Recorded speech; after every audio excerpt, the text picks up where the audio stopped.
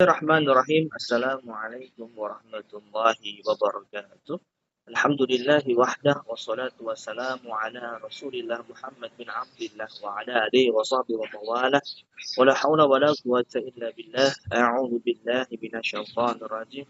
Subhanaka la ilma lana illa ma 'allamtana innaka antal azizul hakim. Rabbi ishrah li sadri wa yassir li amri wahlul 'uqdatam min lisani yafqahu qawli. Badah ya alim amma ba'd. Pada kesempatan berbahagia kali ini, izinkan saya Abdillah Setiawan, merupakan mahasiswa dari Universitas Islam Bunga Bangsa Cirebon, dari program studi Komunikasi Penyiaran Islam C, ya, dengan NIM 24 S1 KPI 0082, mengenai pembahasan kode etik jurnalisme dalam mata kuliah jurnalisme yang diampuh oleh Bapak Askola. Adapun yang akan kita bahas mengenai sebuah buku yang dikirimkan oleh Pak Olan dan akan kita bahas serta kita akan ulik sedikit mengenai apa itu kode etik jurnalisme dan subbabnya itu apa. Izinkan saya untuk membuka buku tersebut. Berikut buku yang sudah disediakan dalam format e-book PDF. Bisa dilihat di sini. Buku ini berjudul Idealisme Jurnalis dan Inovasi Model Bisnis Industri Media, yang dikeluarkan oleh LP3M, Communication and Business Institute. Kita akan langsung masuk ke bab 14 sebagaimana yang diberikan arahan, menyoal kode etik jurnalisme di era disrupsi. Kita akan membahas mengenai beberapa subbab. Ada mengenai media era disrupsi, arti penting jurnalisme di era disrupsi, arti penting kode etik jurnalistik di era disrupsi, dan ancaman pada kode etik jurnalistik klasik. Jadi kita akan membahas di era disrupsi. Sebetulnya apa itu kode etik? Kita akan bahas dalam pendahuluan di bab 14 ini. Menyoal kode etik jurnalisme era disrupsi. Perkembangan teknologi yang semakin pesat, semakin cepat, itu menghadirkan era disrupsi bagi banyak aspek kehidupan. Salah satunya aspek komunikasi. Banyak sekali sekarang media-media kita dalam berkomunikasi, tidak hanya dalam hal komunikasi secara langsung, secara verbal maupun non-verbal. Banyak sekali media-media yang diciptakan. Dan semakin cepat teknologi berkembang, semakin mudah juga komunikasi untuk dilaksanakan. Yang jauh jadi dekat, yang dekat jadi jauh. Tapi kebanyakan yang dekat jadi jauh daripada yang jauh jadi dekat. Nah, dengan adanya perkembangan teknologi tersebut, kita banyak menjumpai banyak sekali informasi bohong, informasi fitnah, hoax yang beredar di jagat maya. Sebagaimana dilaporkan oleh detik.com yang dikutip oleh Az-Zahra tahun 2021, terdapat sebanyak 352 kasus terkait hoax tentang COVID-19 di media elektronik dan media sosial yang menjadi urusan pihak kepolisian. Sedangkan dari Rakyat Merdeka melaporkan, Kementerian Komunikasi dan Informasi sejak 23 Januari 2020 hingga 1 Februari 2021 menemukan 1.402 kasus hoax terkait COVID-19 dan 97 kasus terkait vaksin. Ada yang mengatakan COVID ini adalah sebuah rekayasa elit global, COVID ini adalah sebuah buatan daripada pemerintah Cina, dan lain sebagainya. Banyak berita-berita hoax yang tidak didasari dengan fakta dan hanya berkisah seperti omong belaka saja. Nah, selain hoax-nya di era disrupsi sekarang ini, juga banyaknya redup kehidupan bisnis media konvensional. Ekosistem media ini sekarang berubah, yang menjadikan media konvensional sekarang harus bekerja keras untuk dapat bertahan. Nah, kode etik jurnalisme ini menjadi andalan pengelola media konvensional dalam era disrupsi ini untuk melawan gempuran informasi melalui jurnalisme pribadi atau personal journalism. Di media sosial setidaknya demikian yang diyakini oleh salah seorang narasumber dalam penelitian berjudul Monograf Esensi Kepemimpinan Jurnalis Wanita di Media pada Era 4.0. Menurut narasumber di atas, dalam kondisi perkembangan teknologi yang luar biasa masifnya sekarang ini, media konvensional ini akan kalah bersaing dengan media baru semacam WhatsApp atau media sosial yang lain. Apabila menjual kecepatan ataupun kedalam informasi yang disajikan, pasti kalah.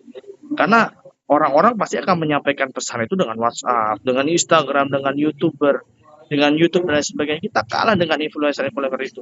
Jadi itulah yang membuat jurnalis-jurnalis konvensional itu jadi kalah dan mengalahkan daripada jurnalis pribadi tersebut. Selain itu, seorang narasumber dalam posisi sebagai wakil pemimpin redaksi terkait dengan strategi yang dijalankan menghadapi era disrupsi ini mengungkapkan pula. Tapi kita meyakini bahwa media kami ini adalah sebuah institusi pers. Nah, itu yang dikatakan oleh Sunarto dulu dalam media tahun 2020. Media era disrupsi. Saat ini kita hidup dalam era revolusi industri 4.0. Era ini ditandai dengan perkembangan teknologi digital secara masif, sehingga menimbulkan disrupsi yang banyak pada aspek kehidupan. Industri media massa, salah satunya yang terimbas disrupsi teknologi tersebut, sekarang adalah seperti surat kabar, majalah, televisi, radio, bahkan film. Beda dengan media baru, karena banyak sekali orang-orang mudah membuat media, mudah membuat acara televisi, mudah membuat film, bahkan sebuah podcast di media-media sosial yang terbuka. Tapi mereka tidak terikat dengan yang namanya jurnalistik, makanya disebut sebagai era disrupsi. Sekarang ini kebutuhan informasi, hasrat dan perilaku publik juga berubah secara dramatis. Dulu banyak orang nonton TV, dulu banyak orang nonton film, dulu banyak orang mendengar radio. Sekarang enggak, mereka lebih mendengarkan konten-konten yang ada di YouTube. Mereka lebih banyak mendengarkan konten-konten yang ada di Instagram, konten-konten yang buat influencer tanpa adanya landasan kebenaran atau data faktual yang ada. Sehingga perkembangan teknologi sekarang ini melemahkan upaya jurnalis untuk mengejar kebenaran dalam pemberitaan mereka. Munculnya budaya media gabungan telah menggeser fungsi jurnalisme klasik untuk menyajikan laporan yang benar dapat diandalkan. Jadi banyaknya informasi-informasi tersebut tidak bisa dipertanggungjawabkan secara data dan fakta. Semuanya tidak bisa dipertanggungjawabkan, melainkan semuanya bisa menjadi sebuah penyampaian informasi secara legal. Jadi tidak ada yang diikat dengan kode etik. Semua orang bebas menyampaikan, sehingga kita tidak tahu mana yang benar dan mana yang salah. Berbeda dengan dulu, kita tahu mana yang benar dan mana yang salah. Nah, itulah tantangannya di era disrupsi ini. Ya. Arti penting jurnalisme ini di era disrupsi. Dalam masa yang dipenuhi kelaziman dari ketidakbenaran, kebutuhan akan jurnalisme berkualitas yang didasari oleh fakta itu menjadi tidak terelakkan. Sebagaimana dilaporkan, Indonesia terdapat sekitar 47.000 media dengan porsi terbesar media daring, yaitu sebanyak 43.300 media dari jumlah media daring yang ada. Keberadaan jurnalisme, sebagaimana dijelaskan oleh Bonstel tahun 2014, mempunyai peran khusus di masyarakat. Jurnalisme hadir untuk melayani kebutuhan publik, tidak seperti bisnis atau profesi yang lain. Jurnalisme itu punya kewajiban untuk mendukung proses yang demokratis melalui informasi dan pendidikan. Jurnalisme punya tanggung jawab, jurnalisme punya sebuah moral, beban moral untuk memberikan warga negara informasi yang bermakna, sehingga mereka bisa mempunyai pemahaman yang lebih baik terkait isu-isu yang ada di komunitas mereka. Jurnalisme juga merupakan sebuah temuan atau sebuah bentuk dari ekspresi yang digunakan media massa untuk melaporkan dan mengomentari peristiwa-peristiwa. Elemen pertama, terkait ekspresi yang menjadi temuan dalam pengertian yang paling mendasar, kegiatan jurnalistik terkait pelaporan peristiwa dan gagasan yang terjadi melalui kegiatan koleksi dan presentasi informasi pada subjek yang mengalami peristiwa atau mempunyai gagasan tertentu. Selain melaporkan apa yang terjadi, kegiatan jurnalistik juga melibatkan kritik, penjelasan, pengiriman, penilaian pada pembentukan segala sesuatu. Ada unsur-unsurnya, jadi tidak sembarangan. Sehingga jurnalistik itu adalah sebagai lembaga kredibel, lebih banyaknya lembaga-lembaga yang tidak kredibel, yang asal catut, asal ambil berita dan tidak dibuktikan kebenarannya. Pendapat pakar terkait tidak hanya sekedar peristiwa, tapi juga mengandung nilai dalamnya yang mewakili nilai kita pada peristiwa tersebut. Jurnalisme bersifat publik. Terkait hal ini kita harus bisa membedakan dalam pikiran kita suara-suara yang khusus dan bersifat privat dengan suara-suara yang boleh diketahui oleh publik. Jurnalisme sejauh hubungan dengan aspek kebaruan, kisah pidato, dan pernyataan singkat diciptakan untuk kepentingan publik. Sifat publik jurnalisme juga ditandai dengan hubungan dengan kekinian. Dan dari sini, hal ini disebabkan jurnalisme hanya menampilkan dunia nyata yang masuk dalam kategori kekinian, bukan masa lalu. Semua elemen yang sudah dijelaskan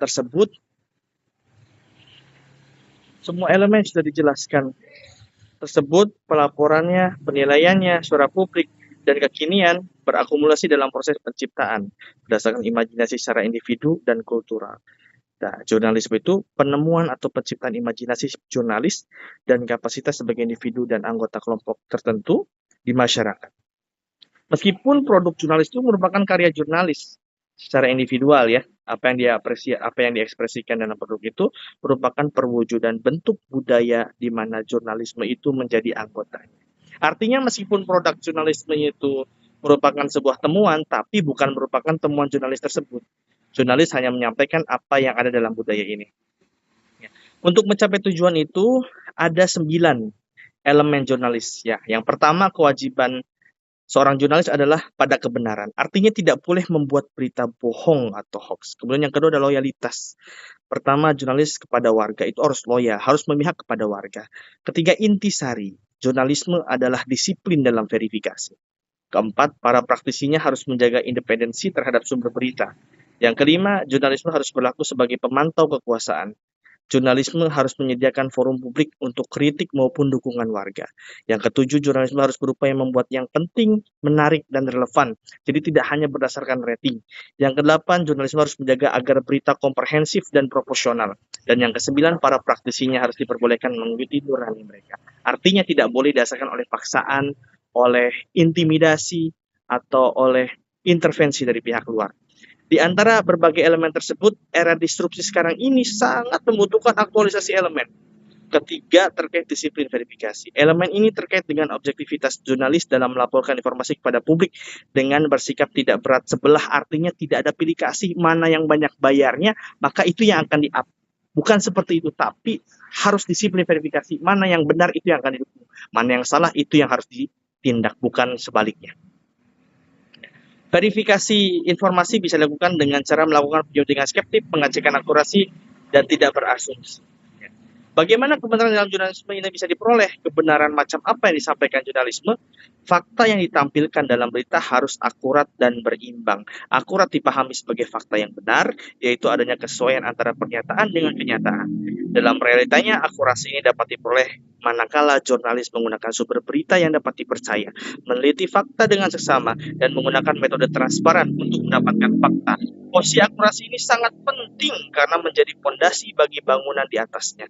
Konteks interpretasi, debat, dan semua hal terkait komunikasi publik. Sedang keseimbangan atau balance terkait pemberian porsi seimbang pada pihak-pihak terkait dengan objek pemberitaan. Meskipun keseimbangan dapat bersifat subjektif, setidaknya jurnalis dituntut untuk bersikap dan berlaku adil dalam menampilkan pihak-pihak terkait dan relevan dalam pemberitaan. Kebenaran fungsional itu semacam menjadi acuan profesi jurnalis dalam bekerja sebagai aktualisasi nilai-nilai yang ada dalam kode etik profesi mereka. Nah, kemudian ada arti penting kode etik jurnalisme di era disrupsi. Ya. Kenapa sih harus penting banget kode etik jurnalisme itu? Ya, menurut Ward, etika merupakan analisis, evaluasi, dan promosi pada apa yang membentuk perilaku baik dan karakter bijaksana sesuai dengan prinsip-prinsip terbaik yang ada. Etika tidak semata-mata bertanya tentang bagaimana kita hidup baik, tetapi bagaimana seharusnya kita hidup baik secara etis dalam kebaikan dan dalam relasi hak dengan orang lain. Ya, etika terkait itu dengan sebuah tugas yang mempersyaratkan kita untuk melepaskan keuntungan pribadi atau mengalami penderitaan dalam pelaksanaan tugas. Jadi nggak boleh kita itu dalam konsep etika ini kita lebih memberatkan kepada berapa banyak orang yang lebih memberi kepada kita, tidak. Tapi tadi dengan dasar keadilan, tidak ada gejolak sebelah, tidak ada pilih kasih dan lain sebagainya. Oh ini keluarga saya, oh berarti saya harus mendukung dia. Nggak bisa. Kita harus sesuaikan dengan kebenaran dan semuanya harus ditatar dengan adil dan terbuka. Ya, sedangkan etika profesi terkait dengan standar atau aturan khusus yang harus ditaati oleh anggota profesi. Kita berprofesi sebagai jurnalis, maka ada etika profesinya sebagai seorang jurnalis. Nggak semata-mata bebas, kita asal meng-up berita tanpa didasari dengan kebenaran. Oh, kita bisa ditangkap, kita bisa disidang oleh Dewan Pers, dan dicuputlah daripadanya keanggotaan pers kita. Jurnalisme membutuhkan kode etik. Ya. Adapun fungsi-fungsinya, dalam masyarakat demokratis ada yang pertama, jurnalisme memberi informasi publik tentang fakta dan kejadian yang penting bagi masyarakat. Jurnalisme itu menjamin kebebasan aliran informasi yang penting bagi kelahiran dan kelangsungan demokrasi. Jurnalisme menyediakan forum untuk pengadaan dan beragam. Jurnalisme berfungsi sebagai pengawas pemerintah. Ya, jurnalisme mendukung perubahan demi kepentingan publik, dan yang terakhir, jurnalisme mencari kebenaran dengan komitmen yang tegas. Ini menurut Rocnicki, Tate, dan Tyler tahun 2015. Maka dengan adanya kode etik jurnalisme ya, akan mendapatkan beberapa keuntungan. Satu, kode etik ini membantu membangun pemahaman profesionalisme bagi mereka yang bekerja untuk satu organisasi berita atau anggota asosiasi berita, dan bagi jurnalis pada umumnya. Yang kedua, kepatuhan pada kode etik ini akan menciptakan kredibilitas di mata pembaca dan pemirsa. Artinya kredibilitas itu dapat dipercaya, tidak berdasarkan kepada rating atau popularitas, tapi sebuah berita itu di-up berdasarkan dengan kepercayaan publik. Oh, bahwasanya media ini adalah kredibel, media ini adalah media yang benar, tidak gejolak sebelah, artinya media ini media netral. Maka itu yang harus kita bangun, bukan berdasarkan dengan rating mana yang paling bisa bikin kita dongkrak daripadanya rating pemirsa. Itu yang salah menurut saya. Nah, dalam pandangan Ward, tugas utama etika jurnalisme adalah menentukan bagaimana norma-norma yang ada diaplikasikan pada isu-isu etis dalam keseharian kerja. Sementara itu, kelompok Society of Professional Journalists telah mengembangkan prinsip-prinsip dalam penulisan berita. Ada 3 prinsip utama dalam pedoman kelompok jurnalisme, yaitu pertama, mencari kebenaran dan melaporkan sepenuhnya, tidak ada yang ditutup-tutupi atau ada yang dipenggal. Yang kedua, bertindak mandiri. Yang ketiga, meminimalkan kerusakan. Nah, terkait prinsip di atas, maka jurnalis diminta untuk melakukan tindakan sebagai berikut. Yang pertama, menginformasikan diri sendiri secara berkelanjutan, sehingga pada gilirannya nanti bisa menginformasikan. Ya, kemudian melibatkan dan mendidik publik dengan cara yang jelas dan persuasif pada isu-isu yang signifikan. Yang kedua, jujur, adil, dan berani dalam mengumpulkan. Yang ketiga, memberikan suara bagi yang tidak mempunyai suara. Yang keempat, memegang tanggung jawab secara kuat pada prinsip-prinsip bertindak mandiri. Ya, jurnalis diminta untuk melakukan hal-hal sebagai berikut. Yang pertama, menjaga secara tegas esensi peran pelayanan pers bebas memainkan perannya di masyarakat terbuka. Yang kedua, mencari dan mendiseminasikan perspektif yang bersaing tanpa menjadi terpengaruh secara tidak proporsional oleh pihak yang akan menggunakan kekuasaan atau posisi. Yang ketiga, menjaga kebebasan asosiasi. Yang keempat, mengetahui integritas, mengetahui bahwa keputusan etika yang baik mempersyaratkan tanggung jawab yang dibuat melalui kolaborasi. Ya, adapun terkait prinsip meminimalkan kerusakan, jurnalis diminta untuk melakukan hal berikut. Satu, berempati. Harus punya empati. Yang kedua, memperlakukan sumber, subjek, dan kolega sebagai manusia yang butuh dihormati dan dihargai, tidak semata-mata alat untuk tujuan kegiatan jurnalistik. Yang ketiga, mengetahui bahwa pengumpulan dan pelaporan informasi bisa menyebabkan kerusakan atau ketidaknyamanan, tetapi menyeimbangkan hal-hal negatif itu dengan memilih alternatif-alternatif yang memaksimalkan tujuan jurnalis untuk menyampaikan kebenaran. Ya. Kemudian ada ancaman pada kode etik jurnalis klasik. Artinya nggak sembarangan ini, ada ancamannya. Ya, sebagaimana ditunjukkan Giza, keberhasilan revolusi teknologi sekarang ini cenderung menciptakan situasi-situasi yang menggoda sebagai hasil dari semakin bebasnya nilai-nilai moral individu. Artinya orang itu bebas loh mau ngelakuin apa aja, bahkan tindak kejahatan dalam jurnalis pun ada. Maka dari itu pentingnya ancaman. Ya. Nah, dengan mencermati hal tersebut, pertanyaan yang bisa diajukan adalah apakah peraturan hukum yang kita miliki terkait interaksi dalam dunia maya semacam undang-undang, informasi, dan hasil atau ITE masih relevan dengan praktek komunikasi dalam dunia maya yang ada sekarang. Bagaimana halnya dengan praktek yang terjadi dalam dunia media masa kita? Apakah undang-undang pers dan undang-undang penyiaran yang kita miliki masih relevan? Ataukah pedoman dan panduan profesi dalam kode itu masih relevan atau harus diubah gitu? Nah, tampaknya segenap pemangku kepentingan atau stakeholder dalam ekosistem komunikasi massa perlu duduk bersama untuk mendiskusikan berbagai perkembangan yang terjadi dan untuk mendapatkan titik terang strategis perilaku bermedia kita di masa depan, baik pada era disrupsi maupun sesudahnya, yang bermanfaat bagi perkembangan dan kemajuan industri media nasional kita maupun bagi publik yang dilayani. Ya, penutup terakhir, era disrupsi ini ditandai dengan kemajuan pesat teknologi yang berbasis internet dan digital. Ini memberikan tantangan baru pada bisnis dan perilaku jurnalisme media konvensional. Performasi ini berkualitas tinggi dalam praktik jurnalistik akan menjadi penyelamat kehidupan industri. Namun, kepatuhan dan ketaatan pada kode etik jurnalistik yang ada menjadi sebuah keharusan untuk menciptakan performasi semacam itu. Artinya percuma adanya performasi, tapi kita tidak taat terhadap kode etik tersebut.